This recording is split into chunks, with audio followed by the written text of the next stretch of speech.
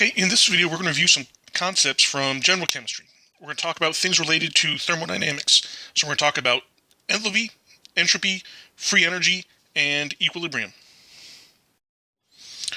Alright, so enthalpy we would have learned about in the first semester of general chemistry, and enthalpy has a symbol delta H, and this is the heat energy that's exchanged between the reaction and its surroundings.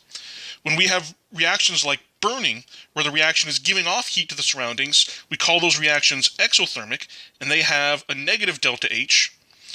Reactions that absorb heat from the surroundings are called endothermic. They have a positive delta H. And an example of that, if you've ever seen the cold packs where you smack them and then they get cold, when you smack them, you're releasing ammonium nitrate. And when ammonium nitrate dissolves in water, it's an endothermic reaction. And so that's why they feel cold to our touch. So most chemical reactions involve making and breaking multiple bonds. Now when we make chemical bonds, that actually gives off energy, and so that's an exothermic process. To break chemical bonds, we have to put energy into the system, and so that's an exothermic process.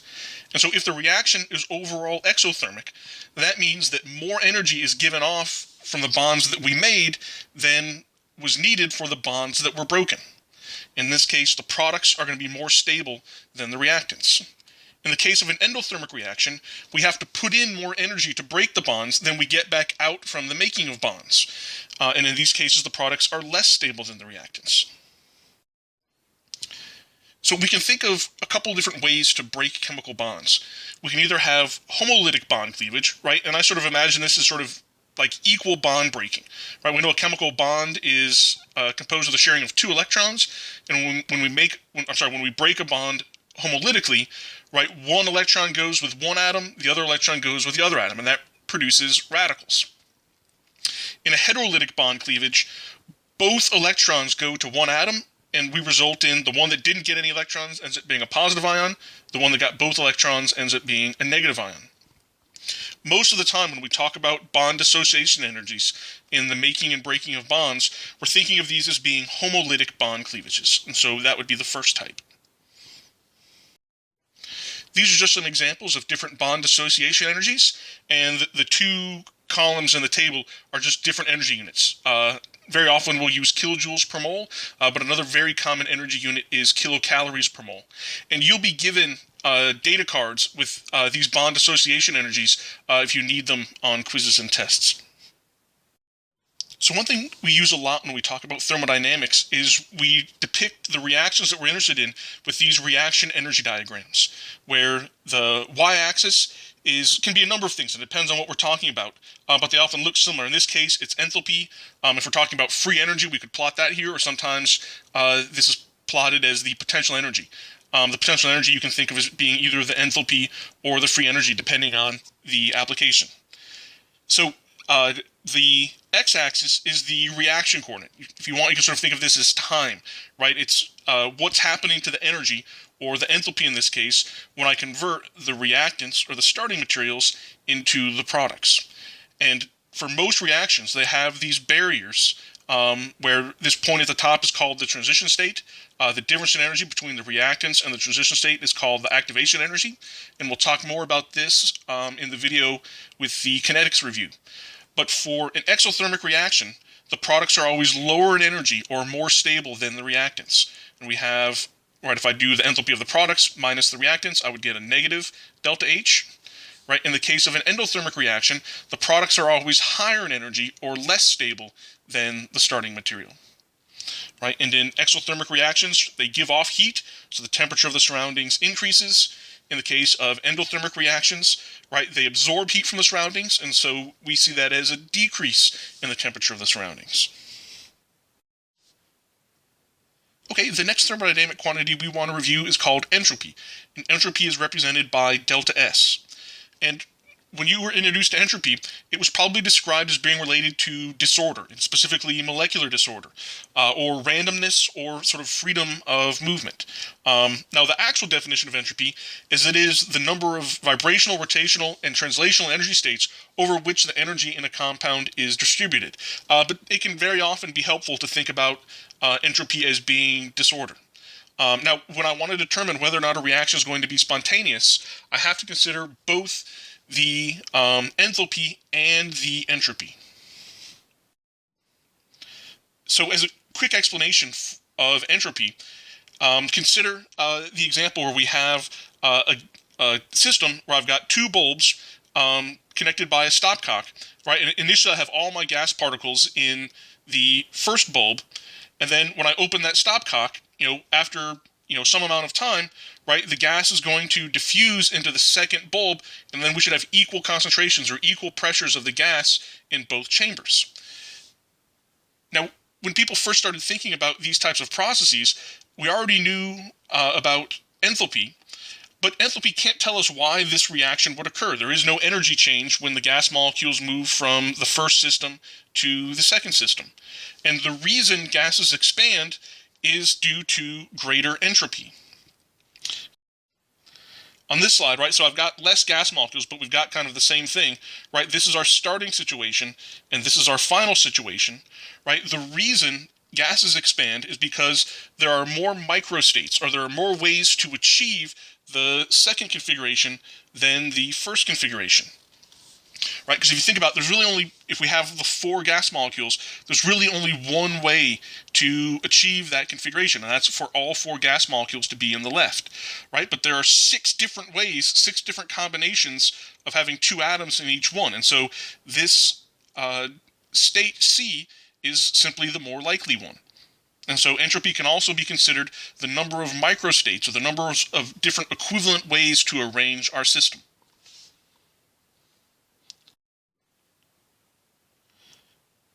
So generally, in order to determine whether or not a reaction is going to be spontaneous, we need to consider both the entropy of the system and the entropy of the surroundings. So sometimes we call this the entropy of the universe, or our textbook calls this the total entropy.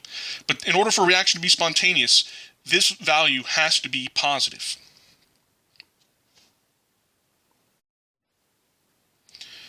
Now, we'll come back to the total entropy, or more specifically, why we don't have to be concerned with the total entropy when we talk about Gibbs free energy. But first, I just wanted to talk about how we can predict whether the entropy for the system specifically will be positive or negative. And so for organic chemistry, there are 2 primary things that we want to look for when we're considering the entropy. The first one, if I break one compound into multiple pieces, right, in this case I have 1 mole of reactant, now I have 2 moles of products, this is going to represent an increase in the entropy. There's more disorder. There's more ways to arrange 2 compounds or 2 particles than there is to arrange 1. The other thing that we'll look for is when we go from a cyclic compound to an acyclic. This also represents an increase in entropy. There's just more freedom, more ways to arrange this type of molecule than there is when it's more constrained in the cyclic case. So going from cyclic to acyclic represents an increase in entropy, or if I go from something that's acyclic to cyclic, that would be a decrease in entropy. And the same thing here, right? Going from 1 mole of reactants to 2 moles of products is an increase in entropy. If I go the other way and I combine multiple things into a single compound, that represents a decrease in entropy. Okay, so I mentioned on the last slide that we don't actually have to consider the entropy of the universe, and that's nice because that can be kind of a pain to do. And instead, if I want to determine whether or not a process is going to be spontaneous, I can just use the Gibbs free energy, which we represent with delta G. And so a negative value of delta G means that the reaction is spontaneous. A positive value of delta G means that the reaction is not spontaneous. And so this allows us to determine whether or not a reaction is spontaneous by just considering the system.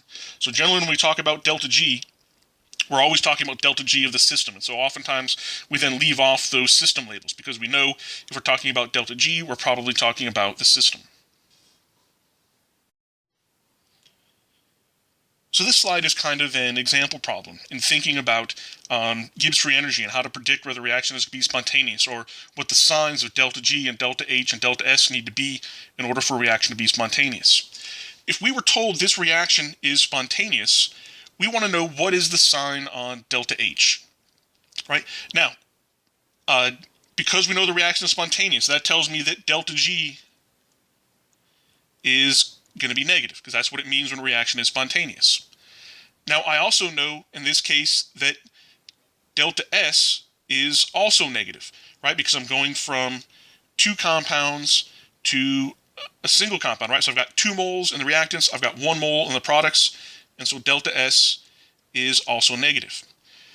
Now it turns out delta S being negative is actually bad for spontaneity, because if we look at our equation for delta G, right, if delta S is negative, when I multiply that by this negative T, right, that's going to make this second term positive, right, which is bad for spontaneity. So the only way this reaction can be spontaneous is if delta H is negative. And in this case, the magnitude of delta H needs to be greater than the magnitude of T delta S in order for it to overcome the positive second term.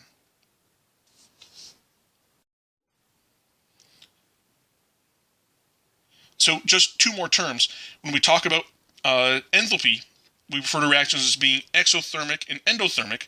We have a slightly different term when we talk about delta Gs. So when delta G is negative, the process is spontaneous, and that process is said to be exergonic, right? Similar to exothermic for a negative delta H of a reaction.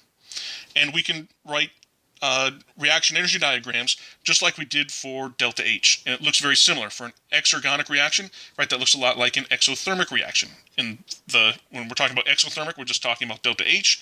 We're talking about exergonic, we're talking about delta G. Okay, the equivalent term when delta G is positive and the reaction is not spontaneous, that's called endergonic, right? Just like we have endothermic, right? So the same prefix in both cases. And again, the endergonic reaction looks a lot like an endothermic reaction. In this case, we're looking at delta G. In the case of an endothermic reaction, we're talking about delta H. Okay, the last thing I wanted to talk about was the relationship between free energy and equilibrium. So if we have an exergonic process, right, that means that delta G is negative, right? That means that the forward reaction is spontaneous. So we're going to be converting the reactants into the products. So that means that when equilibrium is achieved, we're going to have more products than we are going to have reactants. And the more negative delta G is, the more products we'll have at equilibrium relative to the reactants. Okay, so we may ask the question, why is equilibrium achieved at all? Why aren't just all of the reactants converted into 100% products? Well, so we know that as the reaction proceeds and we start using up our reactants, that's going to slow the reaction down, and they're going to be reacting more slowly.